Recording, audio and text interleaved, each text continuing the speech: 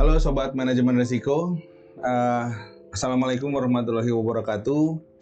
Senang bisa bertemu kembali dengan para sahabat manajemen risiko dalam podcast IRMAPA, Indonesia Risk Management Professional Association, yang juga didukung oleh The Way Academy. Hari ini kita kedatangan tamu spesial, Pak Agus Widaryanto. Beliau adalah Inspektur Kementerian Pemuda dan Olahraga. Selamat siang Pak Agus.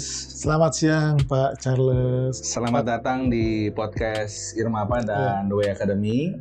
Izinkan saya atas nama seluruh praktisi profesional manajemen risiko mengucapkan terima kasih kepada Pak Agus atas alokasi waktu yang Bapak berikan untuk hadir di tengah-tengah kami di podcast IRMAPA dan The Way Academy.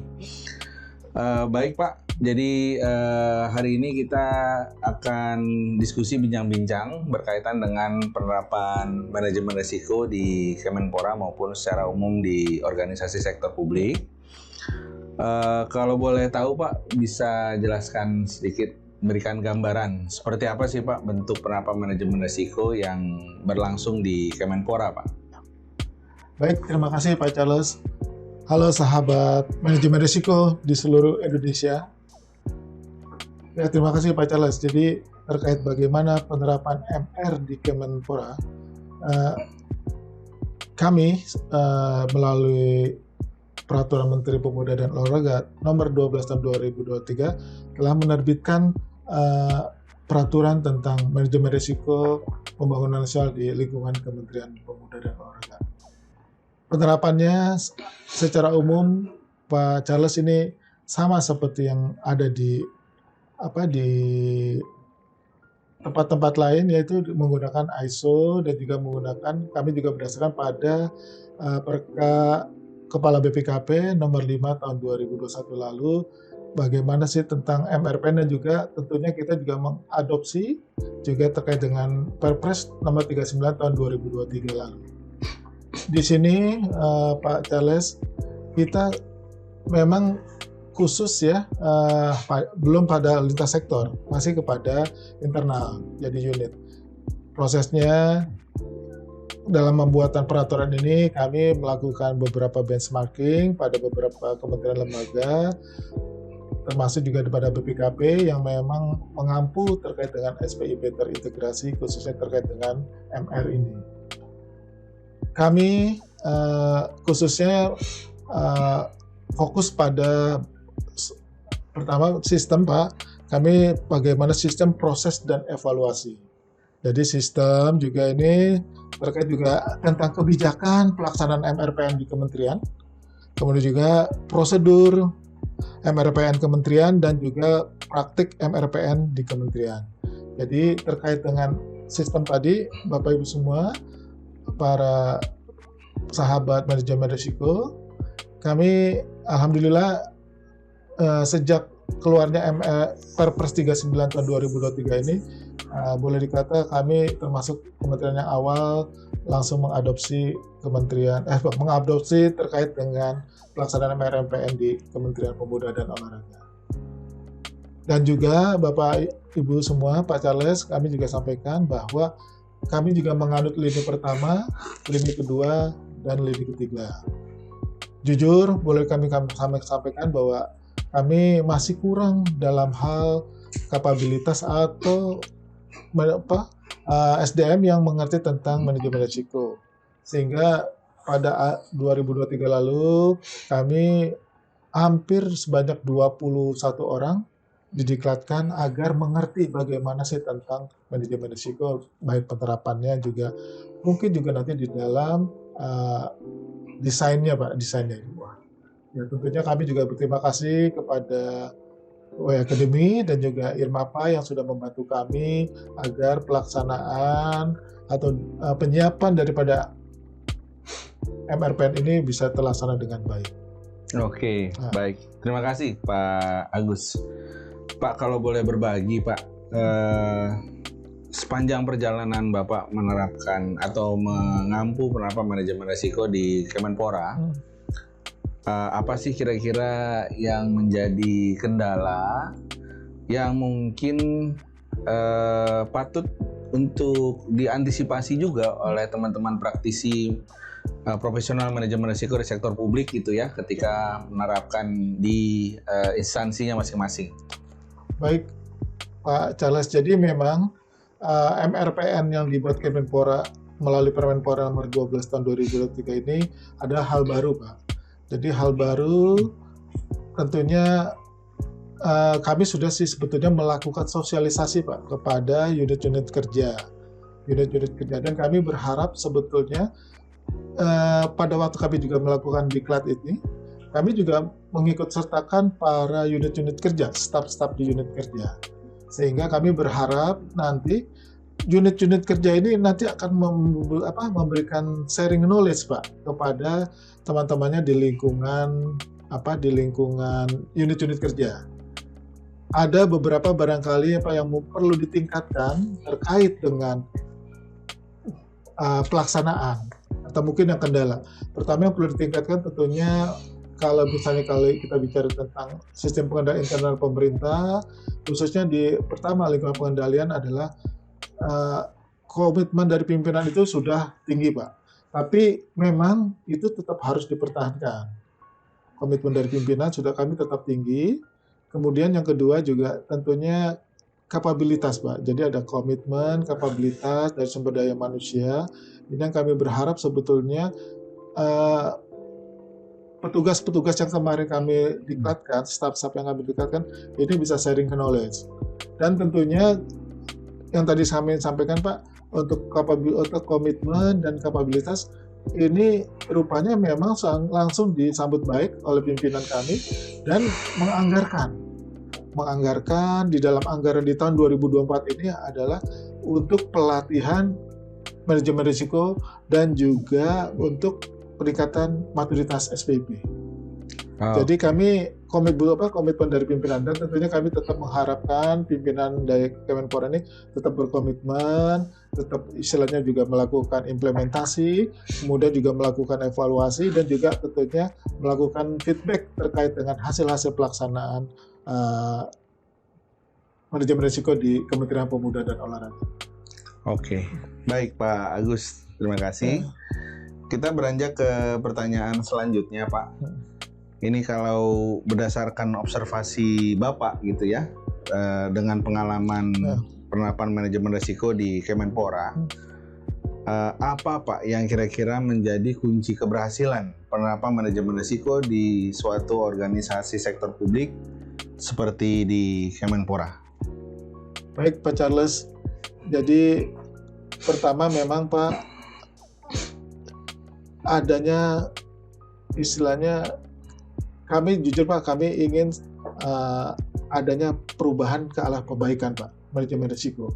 Dan itu sudah kami tanamkan juga kepada para staf kami di APIP dan juga kepada pimpinan juga, baik itu Mas Menteri, kemudian juga para deputi, kemudian juga Pak Sesmen dan juga para pejabat eselon 2, itu bahwa mereka bersepakat Pak, adanya keinginan bahwa ini ingin lebih baik dibandingkan dengan tahun-tahun sebelumnya. Jadi keinginan tersebut ini mendorong kami juga bersemangat Pak untuk melakukan perbaikan-perbaikan dan juga tentunya juga penataan terkait dengan tata kelola manajemen risiko di Kementerian Pemuda dan Olahraga di Kemenpora. Pertama itu ada niat, kemudian juga tadi bukan hanya juga pimpinan Pak, tapi juga kami juga di level-level bawah pun, khususnya di APIP, staf-staf kami, para auditor, pejabat pengusaha auditor, ini mendukung Pak, mendukung bagaimana kita juga dapat meningkatkan, tentunya meningkatkan terkait dengan pelaksanaan MR. Kami memang terus mengalami kenaikan Pak hasil penilaian BPKP terkait dengan SPIP terintegrasi yang khususnya di manajemen risiko indeks MRI. Kami terus mengalami kenaikan dan kami juga bersyukur dan mengucapkan terima kasih kepada BPKP yang selalu intens untuk mengingatkan kami bagaimana sih proses-proses perbaikan tersebut. Dan alhamdulillah kami secara reguler Pak, nanti juga sebentar lagi kami juga mulai lagi mulai nanti bulan Maret sampai dengan penilaian oleh BPKP, kami akan melakukan intens untuk melakukan perbaikan-perbaikan tindak lanjut terkait dengan area of improvement, khususnya bukan hanya di SPIP terintegrasi, tapi juga lebih khusus kepada MRPN atau MRI. Karena kami juga, bagaimana sih Pak bukti kami untuk terus berkembang, terus memperbaiki. Tahun 2021, 2022 Pak, nilai MRI kita di Kemenpora adalah 2,6 sekian. Dan kemarin penilaian dari BPKP sekitar 2,7 sekian Pak. Jadi ada naik, dan kami ditargetkan di tahun 2024 ini bersama-sama dengan BPKP, kami berharap target 3 ini bisa tercapai. Amin. Jadi kami bisa berharap, mohon juga nanti bantuan juga Pak dari Pak Charles dan juga para anggota IRMAPA, barangkali kalau ada masukan, ini tentunya akan kami terima dengan baik, khususnya dalam hal peningkatan MRI di Kementerian Pemuda dan Olahraga. Oke, baik Pak. Mudah-mudahan ya Pak ya, Ya, insya Allah di akhir tahun tercapai Pak, amin, target Pak. level 3-nya Pak. Nah Pak, selanjutnya Pak, berkaitan dengan upaya tadi yang Bapak jelaskan ya, kenapa manajemen risiko, apalagi kalau kita mengarah pada pembentukan dan penguatan praktik manajemen risiko sebagai bagian dari budaya organisasi. Menurut penilaian Bapak, seberapa penting jajaran pimpinan manajemen eselon ini memiliki pemahaman yang kuat tentang manajemen risiko? Ya. Untuk pemahaman ini Pak Charles, memang kami terus berusaha untuk istilahnya mengingatkan terus ya kepada para pejabat eselon 2 dan eselon 1 pimpinan kami, dan juga bahwa salah satu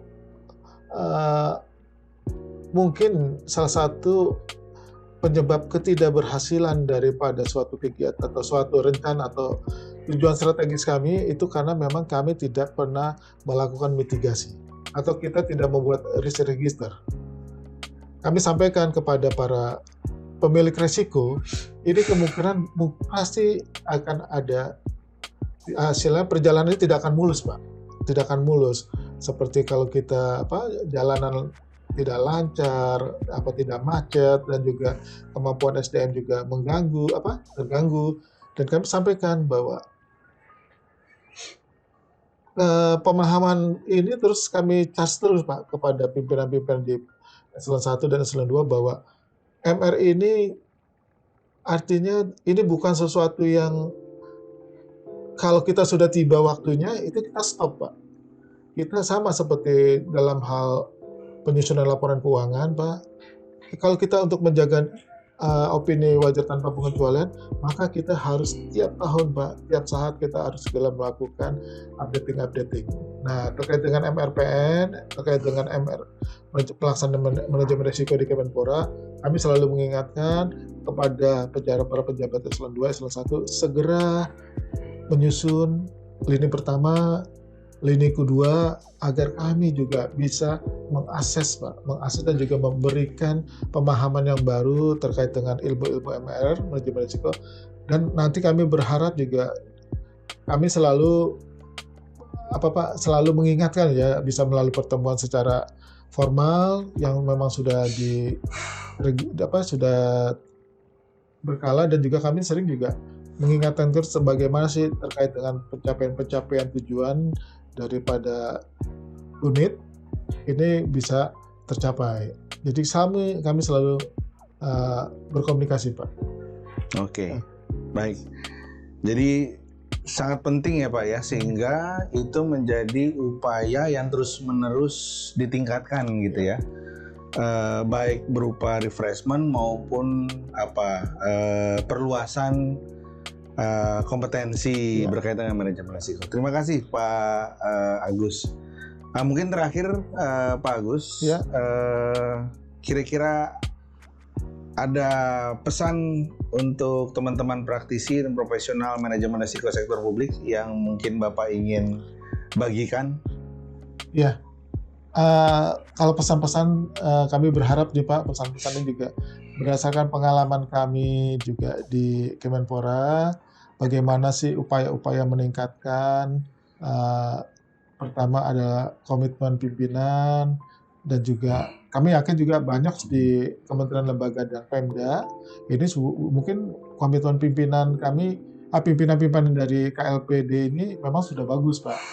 Ya, kami berusaha agar tetap, kalau memang sudah bagus pesan-pesan ini, komitmen ini tolong dijaga. Saya juga berusaha, tapi kalau memang misalnya menuju perbaikan, maka ini harus segera ditingkatkan.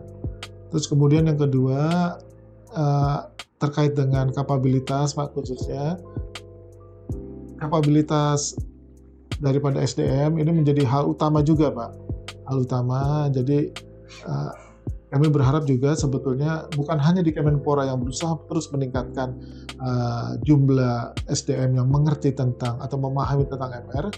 Yang ini juga dibutuhkan dari komitmen pimpinan dari kami dengan penyiapan anggaran yang lumayan besar Pak. Jadi masing-masing unit itu kalau tidak salah menyiapkan anggaran hampir 100 juta Pak.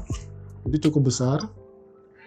Ini kami berharap juga Kementerian Lembaga Pemda walaupun juga anggarannya terbatas, setidak-tidaknya juga menyisipkan anggaran untuk peningkatan kapabilitas SDM di unit kerja masing-masing. Dan kami berharap juga nanti terkait dengan, khususnya nanti Pak, kami berharap lintas sektor Pak. Kami masih di kementerian nih Pak, jadi kami berharap lintas sektor ini juga bisa berjalan dengan baik, karena juga walau bagaimanapun kementerian itu tidak bisa berdiri sendiri Pak, tidak bisa berjalan sendiri tanpa melalui sinergi dengan kementerian lembaga dan Pemda. Tentunya peningkatan sinergi ini juga atau koordinasi, kolaborasi ini menjadi hal yang penting juga untuk pelaksanaan MR PN lintas sektor Pak. Begitu Pak. Oke. Baik, terima kasih Pak Agus. Sebenarnya masih ingin ngobrol-ngobrol lebih banyak dengan Bapak, namun waktu juga yang mengharuskan kita mengakhiri sesi kita hari ini. Jadi sekali lagi terima kasih Pak atas waktunya, terima kasih juga atas pemikiran-pemikirannya. Mudah-mudahan bisa menjadi manfaat bersama bagi di antara praktisi profesional manajemen risiko. Oke, terima kasih sama-sama Pak Charles. Kami juga diundang dalam talk show atau podcast ini. Kami juga berharap nanti dari IRMAPA juga dari W Academy jangan bosan-bosan Pak untuk selalu mengingatkan kami, memonitor kami bagaimana pelaksanaan MR di Kementerian Pemuda dan Olahraga. Terima kasih sekali lagi Pak. Sama-sama Pak. Terima kasih Pak.